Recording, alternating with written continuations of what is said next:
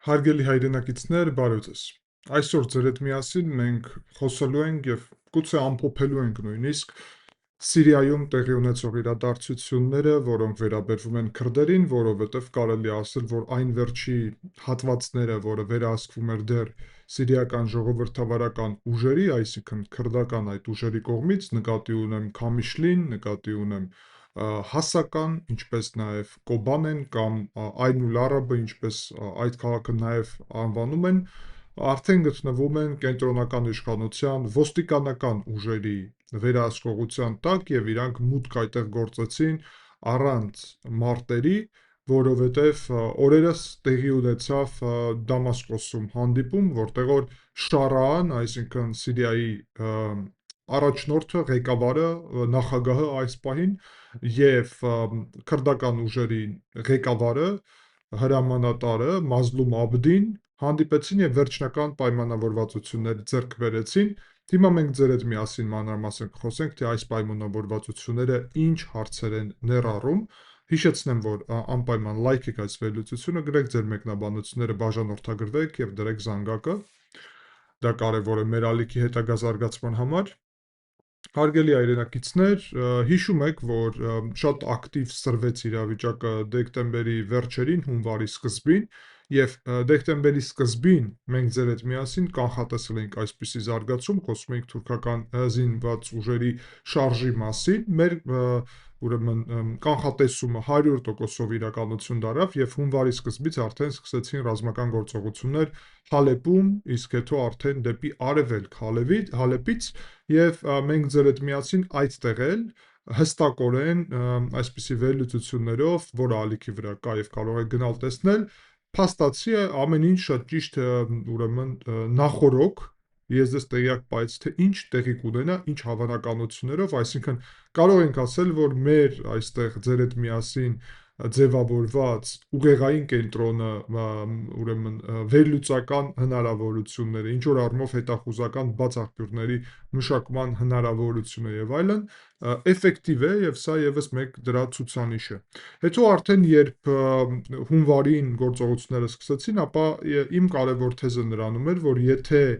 քրդերը չկարողանան պահել սիրիական ուժերին աջ ափի վրա եւ կարողանան այդ ուժերը ձախ ափի վրա անցնել, ապա շատ բարդ է լինելու, կարողացան,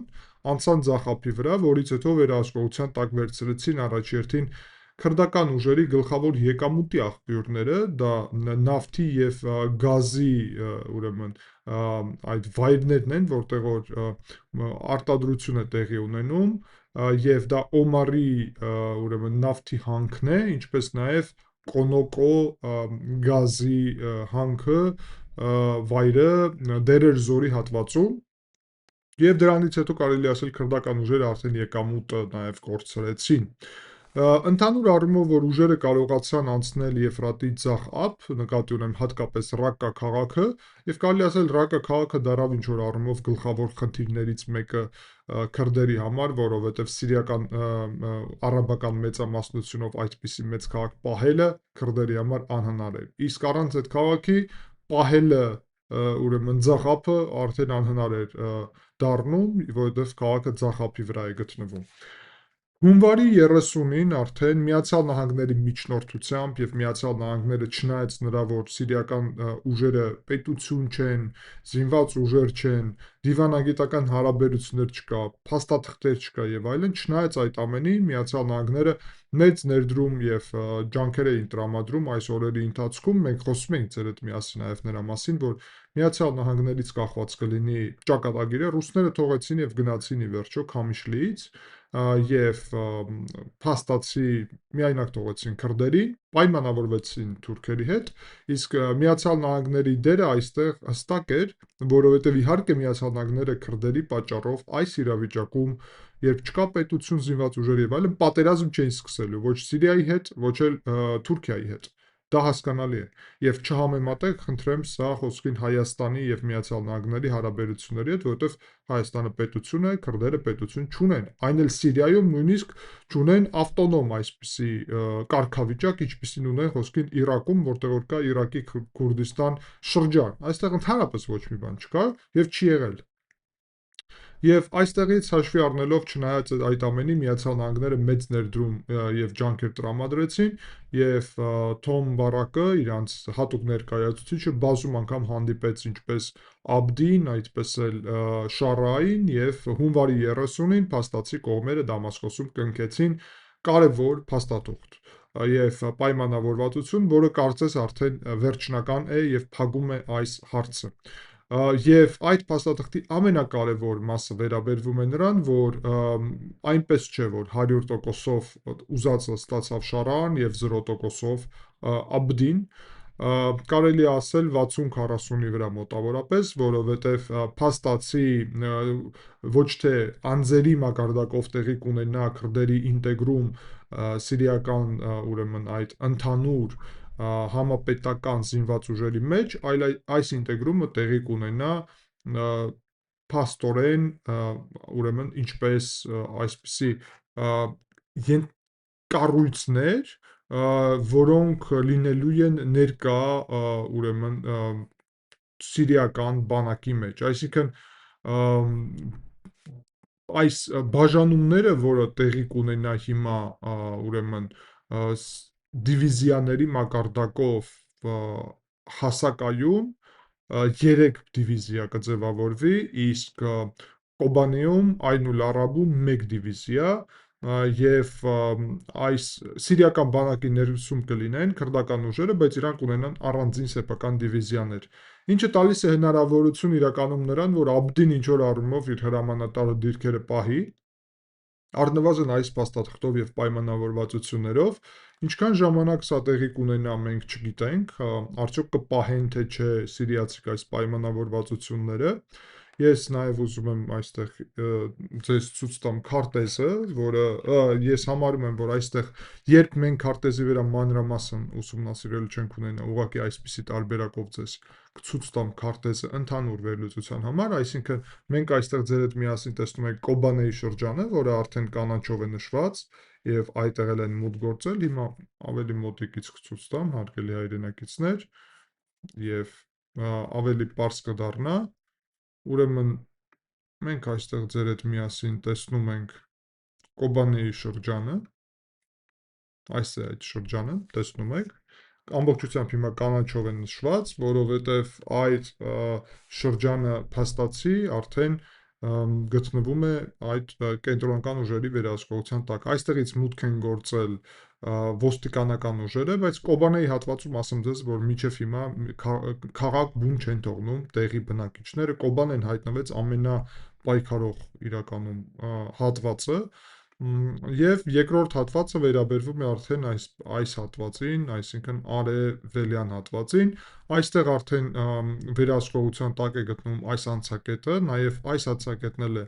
ինչքանով գիտենք, արդեն անցնում իրանց վերահսկողության տակ եւ նույնիսկ Ալ-Հասակայի ուղղությունով, այսինքն այստեղ, եւ Քամիշլիի ուղղությունով, այսինքն այստեղ, եւ անցակետը սա է, եւ սա է նաև անցակետը, արդեն վերահսկողություն կա եւ մուտք են գործել կենտրոնական ուժերը, կենտրոնական իշխանության եւ այսպիսին է հիմա քարտեզը Սիրիայի եւ մենք իհարկե ձեր հետ միասին կշարունակենք նաեւ քարտեզի շնորհիվ իրավիճակը վերլուծել, բայց մինչեւ այդ պետք է հիշեցնեմ ձեզ եւ ասեմ նաեւ ինչ պայմանավորվածություններ են ձեռք բերվել։ Տեղի կունենա ուրեմն քրդական զինված ուժերի, ինչպես նաև քրդական ոստիկանական ուժերի ինտեգրում Սիրիայի պետական բանակի եւ ներքին գործերի նախարարության մեջ, եւ զուգահեռ դրա, ուրեմն կարելի է ասել, որ այս պայմանավորվածությունները քրդերի այդ գլխավոր ցանկություններից մեկը, որ իրանք առանձին զինված ուժեր եւ ոստիկանական ուժեր այդտեղ ունենան, փաստացի դա ամրապնդվել է։ Ինչու՞ց է գալիս դա, ես կարծում եմ առաջերտին նրանից, որ քրդերը պատրաստ էին պայքարել մինչև վերջ, իրոք փաստացի դրա համար էին պատրաստվում, բացի դրանից Միացյալ Նահանգների դերը, այո, որը Միացյալ Նահանգները ասաց, որ իրանք չեն համաձայնվի այդ տարբերակին, երբ քրդերը առհասարակ այդտեղ որևէ այսպիսի զինված հնարավորություններ չունեն եւ հաշվի առնելով դա ակնհայտ է իմ համար, որ Շարան չուզեց հիմա այդտեղ արյունահեղություն կազմակերպել էլ ավելի մեծ ծավալի, որտեղ լինելու էր եւ մեծ ծավալի էր լինելու եւ ուստի կարելի է բացահայտ ասել, որ սա կարևոր առաջընթաց է այս ուղղությամբ եւ Միացյալ Նահանգները համարում են սա պատմական ուրեմն փաստաթուղթ, կարելի ասել, որը այո լուծում է մի քանի հարց, որի մասին խոսեցինք։ Բացի դրանից հիշեցնեմ, որ նաև քրդական ուժերը համաձայնվեցին բոլոր իրանց նավթի արտահանման վայրերը, ինչպես նաև Քամիշլիի միջազգային օդանավակայանը ռազմական նաև, որը ռուսների վերահսկողության տակ էր գտնվում, հանձնել Սիրիայի կենտրոնական ուժերին, այսինքն թուրքերին։ Ռուսները դուրս են գալի, թուրքերն են զբաղեցնում այդ վայրը, ձեր համար ծանոթ է այս իրավիճակը եւ մեր համար բոլորիս։ Եվ Միացյալ Նահանգները այդտեղ ներկայությունը շարունակելու են տարբեր ձևերով, ինչքանով դա հասկանում ենք, այդ թվում օգնելու են եւս այդ քրդական ուժերին։ Քամիշլիում իրավիճակը մնում է մի փոքր ավելի լարված, որովհետև տեղի բնակչությունը, չնայած նրա, որ սիրիական, այսինքն արաբական ուժերը մտան այդտեղ, քրդերը այդտեղ ուրեմն փողոցներում ցույցեր էին կազմակերպում եւ այլն, այսինքն այնպես չէ, որ բոլորը կողմ են։ Դա մենք ձեր հետ միասին նաև արձանագրել էինք, որ բոլորը կողմ չեն այսպիսի զարգացումի եւ իրադարձության եւ իրականում տարբեր մոտեցումներ կան։ Փետրվարի 2-ին մուտք գործեցին ուժերը հասական այստեղ է գտնվում, այս քաղաքն է հասական, առաջինը, եւ մոտավորապես 30 մեքենա մտավ քաղաքի կենտրոն, իրանց ուրեմն հանդիպեցին այդտեղ տեղի քրդական ուժերը, մոտավորապես 150 զինծառայող է գտնվում, քաղաքում կոմենդանտի ժամ են հայտարարել, սահմանափակումներ կա քաղաքում այն նպատակով, որ լարվածություն կամ որևէ իրադարձություններ չլինի։ Փետրվարի 2-ին նաև արդեն պատրաստողական գործողություններ կար մտնել Կոբանե, բայց կարելի է ասել, որ քաղաքացիները իրենց միևնույնը չթողեցին մուտք գործել հենց քաղաք եւ դեռ կարելի ասել քաղաքի շուրջ են գտնվում, բայց չեն գործել մուտք հենց քաղաք։ Փետրվարի 3-ին Քամիշլիի ուղղությունով, որը այստեղ է գտնվում, արդեն շարժվեցին ուժերը եւ այդտեղ կար իրականում խոչընդոտներ, տեղի բնակչությունը փորձում էր խանգարել ուրեմն շարժին, բայց չնայած դրա շարժը շարունակվեց ինչքանով գիտենք եւ քաղաքում ուրեմն սահմանափակումներ են, քրդական ուժերը քաղաքը պաշտպանելու համար էին պատրաստվում եւ ուրեմն ներքին գործերի նախարարության ներկայացուցիչ Մարվան Ալալին հայտարարել էր, որ սահմանափակ զորքեր կմտնեն քաղաք եւ մի խոսքով մարտեր տեղի չեն ունենա, այսինքն Սիրիան փորձում է համոզեցնել քրդերին, որ պետք չէ ուրեմն խոչընդոտել այս գործընթացները եւ սրա հետևանքով որևէ լարվածություն, ձերբակալումներ, այսինքն հետապնդումներ եւ այլն չի սպասվում, ինչքանով սա իրականություն կլինի, կտեսնենք, բայց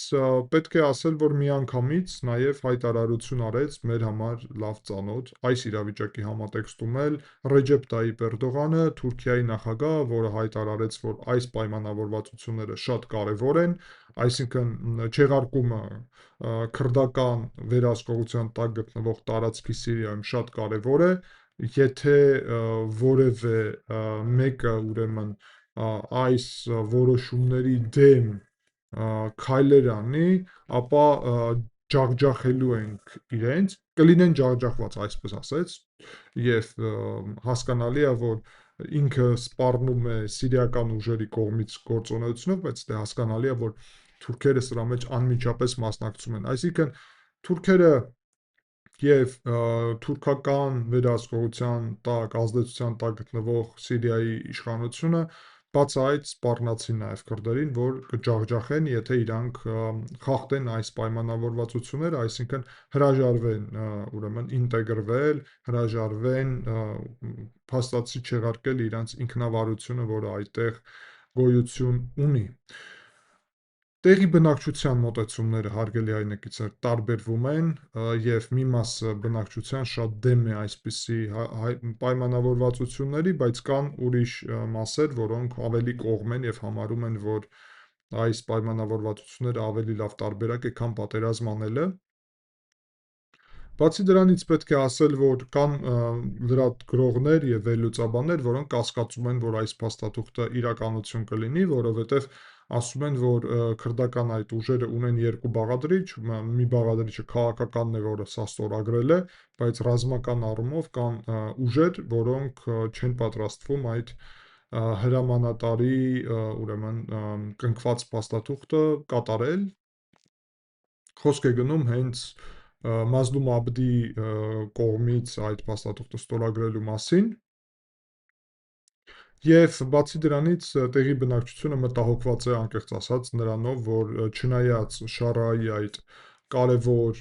փաստաթղթի և որը ստորագրվել է, և չնայած նրա, որ հունվարի 16-ին ակտիվ ռազմական գործողությունների ժամանակ նախագահ Շարան ստորագրեց ուրեմն կարևոր հրաման, որով Սիրիայի պատմության մեջ առաջի անգամ քրդական լեզուն ազգային լեզու է հռչակվել և նաև Սիրիայի քաղաքացիությունը վերադարձվել բոլոր քրդերին փաստաթղթով, այդ թվում Նովրուզը հայտարարվել է պետական ուրեմն այդպիսի տոն և արգելված է որևէ էթնիկ դիսկրիմինացիան և ուրեմն միևնույն ժամանակ հնարավորություն է տալիս քրդական լեզուն, որ դպրոցներում ուսում լինի։ Շատ քրդերը իհարկե դրական գնահատեցին, Միացյալ Նահանգներն էր այսպիսի հրամանը նախագահի, բայց նաև կասկածներ կան, որ այս հրամանը կարա տեղի ունենա, կատարվի։ Ասեմ ձեզ, որ կարելի է բացահայտ ընդգծել, որ սիրիական քրդերը իրանք կասկածում են, որ այս նույն հրամանը կկատարվի և իրականություն կլինի, և այդ նպատակով բացահայտ իրանք ուրեմն համարում են, որ ուրեմն սա պետք է սահմանադրության մաս դառնա այս հրամանը։ Ասեմ ձեզ, որ կասկածում եմ սահմանադրություն փոխեն և այսպիսի բան սահմանադրության մեջ ավելացնեն։ Ամեն դեպքում սահմանադրությունում էլ որ լինի, եթե ուզենա խախտել իշխանությունը, կարա դա խախտել, դրա շատ օրինակներ կա շատ պետությունում, այսինքն սահմանադրությունը չնայած նրա, որ ամենակարևոր օրենքն է և պետք է որ պաշտպանվի, չի սահմանափակել բռնապետներին, իսկ Շարան ոչ միայն բռնապետ է, այլ նախկին, առնվազն կարելի է այսպես ասել, նախկին ահաբեկիչ, բայց կան մարդիկ հիմա իրան համարում են մինչև հիմա էլ ահաբեկիչ։ Հիմա ամենակարևոր հարցը, հարգելի հայրենակիցներ, իրականում արդեն շեղված է և մենք ձեր հետ միասին քարտեզի վրա տեսնում ենք իրավիճակը, կանաչով այդ հատվածները, գուցե ինչ-որ ժամանակ անց այս քարտեզում էլ արդեն այս հատուկ նշված կանաչով տարածքները էլ չլինի և ամբողջ տարածքը կլինի կանաչով, բայց մնում է այստեղ երկու հատված։ Դա արդեն դեպի հարավ է և մենք ձեր հետ միասին պետք է անցնենք արդեն դեպի հարավ։ Ես պատրաստել էի վերլուծություն ձեր համար, հարգելի հայրենակիցներ, որտեղ որ խոսում էի ուրեմն դրուզերի հարցի մասին արդեն, և պետք է վերադառնանք նորից դրուզերի հարցին, որովհետև ակնհայտ է, որ քրդերի հարցը լուծելուց հետո Շարան և Թուրքիան կանցնեն արդեն դրուզերի հարցը լուծելու։ Դրուզերը ապրում են այստեղ և այս Սուվեդայի շրջանը գտնվում է կիսա ինքնավար կարգավիճակում, տեղում ունեն զինված ուժեր և այլն։ Այդ վերլուծությունում, որի վրա հղում նաև այստեղ կլինի, դուք կարող եք գնալ և մանրամասն ուսումնասիրել, տեսնել, թե ինչու մասին է այստեղ խոսք գնում։ Ուղղակի ասեմ հիմա կարճ, թարմացնեմ տեղեկատվությունը, որը այն վերլուծությունում եմ ես պատրաստել, որ իմ պատկերացումով մոտակա շաբաթների, կարող է ամիսների, դա կախված է տարբեր զարգացումներից, բայց ավելի շաբաթների ընթացքում երևի կսկսվի զարգացումներ Սուվեդայի ուղղությունով, որտեղ որ արդեն առաջի փոքր հրաձիգությունները, մարտերը և այլն տեղի են ունենում, և ես ուզում եմ նաև ձեզ այստեղ ցույց տամ թարմ հիմա իրավիճակը, որ ավելի պարզ լինի, ուրեմն հարգելի հայրենակիցներ, տեսնում եք, որ նույն Սուվեդայում էլ այստեղ հայտարարություններ են արվում տարբեր, որովհետև հրաձիգային այստեղ տարբեր մարտեր էին տեղի ունենում, փոքր ծավալի, բայց ամեն դեպքում Ակնհայտ եւ հստակ կարելի է ասել, որ այստեղ ապրող դրուզերը արդեն տարբերվում են քրդերից, որովհետեւ Իսրայելի վերահսկողության տակ գտնվող Հոլանի բարձունքները, որտեղ որ նաև դրուզեր են ապրում եւ իրանց բարեկամներն են այստեղ ապրում, այսինքն սա բարեկամական նույն ազգն է, նույն ազգությունը, պետք է այստեղ ակնհայտ նշել,